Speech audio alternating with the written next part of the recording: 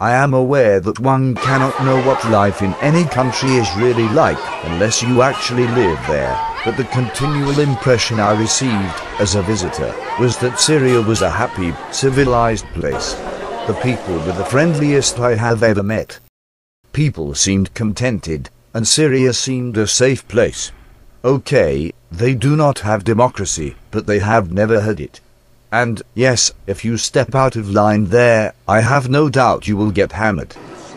But I do not see how society as horrible as some people are now making it out to be, can produce such open, friendly people. There is, currently, a wave of unrest sweeping around the Arab world, but in Syria especially, someone is taking this as an opportunity to further their own aims. Incidentally, one thing which I want to mention here is the way the situation in Syria has been dealt with by the BBC. The campaign, which I feel bound to call it Against Syria, on the BBC, makes Radio Moscow of the Cold War days, and Dr. Goebbels, look like heavy-handed amateurs. And it is not just the usual thugs of the Radio 4 Today program, it is heard throughout BBC output, including, I am afraid, the World Service. It must be centrally directed or coordinated. Obviously, I am trying to speak up for Syria because of the good impression it made on me, and I suspect that most of the people on the BBC who are making snide remarks and throwing mud at Syria have never been there. As I say, someone is taking advantage, or trying to take advantage, of the situation in Syria. But if most people in Syria are in support of this call for the present government to go, I hope that they realize what is likely to happen to minority communities.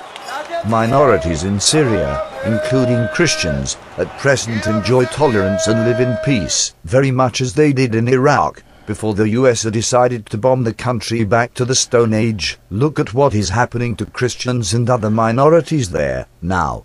So, why are people taking every opportunity to encourage instability in Syria? Who is behind this? Apart from Al-Qaeda, they would not do such a thing, would they? Who else could gain from instability in Syria?